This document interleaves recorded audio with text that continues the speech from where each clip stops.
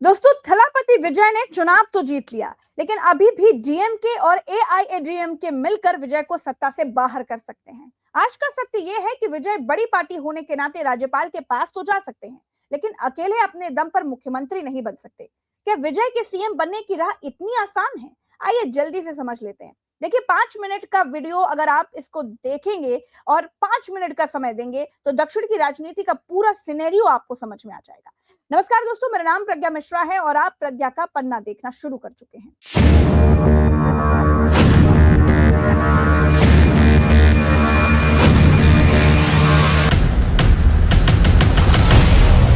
देखिए दोस्तों, तमिलनाडु का इतिहास ये रहा है कि 1967 से सत्ता सिर्फ डीएमके और एआईएडीएमके के पास रही है। सुपरस्टार रजनीकांत पार्टी बनाकर के पीछे हट गए, कमल हसन बेअसर रहे, लेकिन विजय ने ये दीवार तोड़ दी। अब बात चलिए नंबर्स की कर लेते हैं। टीवीके के पास 108 सीटें हैं, डीएमके के पास 59 और एआईएडीएमके को 47 सीटें मिली हैं। बहुमत के लिए 118 सीटें चाहिए, यानी टीवीके को सरकार बनाने के लिए 10 सीटों की जरूरत है। अब सरकार बनने के दो सिनेरियो हैं, उसको भी समझ लेते हैं। तो दोस्तों, एआईएडीएमके बीजेपी से अलग होकर कुछ मंत्री पदों के बदले सरकार में शामिल हो, या फिर दूसरा, कांग्रेस और पीएमके या फिर कांग्रेस कम्युनिस्ट और वीसी के सरकार को समर्थन दे। विजय के पिता कांग्रेस को ऑफर दे चुके हैं। राहुल गांधी ने विजय से फोन पर बात भी की है। कांग्रेस के पास तमिलनाडु में 5 विधायक हैं, वो अकेले जाकर सरकार बनाने की स्थिति में नहीं है। विजय डीएमके और एआईएडीएमके से गुरेज कर रहे हैं। तमिलगा बैटरी कजगम यानी टीवीके ने सभी 234 सीटों पर अकेले चुनाव लड़ा था। एआईएडीएमके की अगुवाई वाले गठबंधन में बीजेपी, पीएमके और एएमएमएम के जैसे दल हैं। देखिए, सबसे ज्यादा 108 सीटें मिलने के चलते परंपरा के मुताबिक तो राज्यपाल टीवीके को सरकार बनाने का दावा पेश करने के लिए बुलाएंगे। टीवीके को बहुमत साबित करना होगा। अगर टीवीके को एआईएडीएमके का साथ मिल जाए तो आंकड़ा टीवीके की 108 और एआईएडीएमके की 47 सीटें मिलाकर कुल 155 सीटों का हो जाता है। इससे टीवीके और एआईएडीएमके की गठबंधन की सरकार बन सकती है। अब मसला ये है दोस्तों कि डीएमके और एआईएडीएमके दोनों द्रविड़ आंदोलन से निकली पार्टियां हैं। दोनों तमिल प्राइड, सेक्युलरिज्म और एंटी हिंदी कल्चर के स्टैंड के लिए जानी जाती हैं।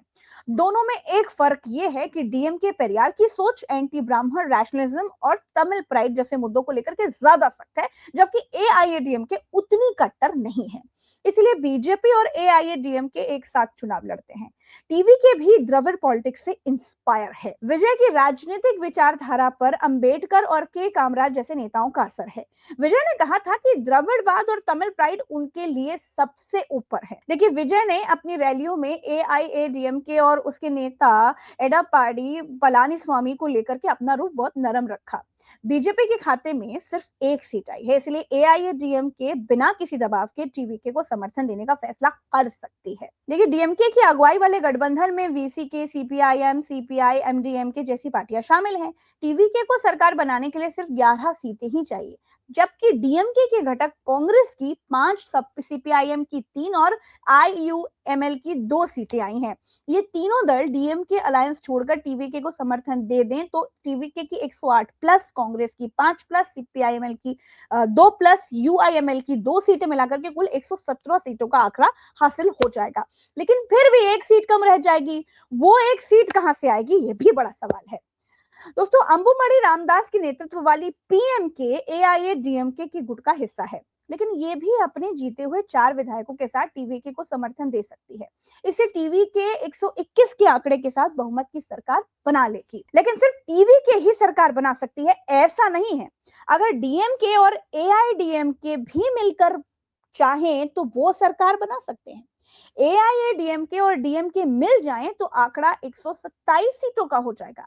इससे पहली बार तमिलनाडु में 2 विरोधी पार्टियों की गठबंधन की सरकार बन सकती है। ऐसा कर पाना वैचारिक और राजनीतिक तौर पर लगभग असंभव है। कर्नाटका और महाराष्ट्र में वैसे ये हो चुका है, इसीलिए इसे इनकार कर पाना भी मुश्किल है। बिहार में लालू प्रसाद यादव और नीतीश कुमार के साथ भी ऐसे ही हुआ था, और उत्तर प्रदेश में सपा बसपा का गठबंधन भी हम देख चुके हैं। सियासी दुश्मनी से पहले सरकार भी रही है। वैसे भी राजनीति में सब कुछ संभव होता है। अब हर किसी की नजरें विजय पर अड़ी हुई हैं। वो एआईएडीएमके के साथ जाएंगे या फिर किसी और तिकड़म को अपनाएंगे।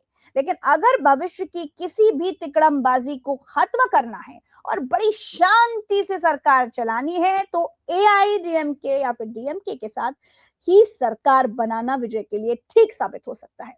अगर इन दोनों द्रविडियन वालों में से एक दल सरकार में आ जाएगा तो भविष्य में आपस में मिलकर सरकार बनाने की संभावनाएं ही खत्म हो जाएंगी। देखना बड़ा इंटरेस्टिंग होगा दोस्तों कि विजय अब किसके साथ जाते हैं।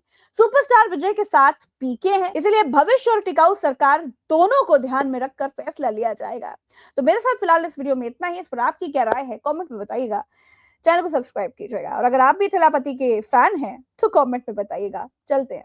राम राम, दुआ सलाम, जय हिंद।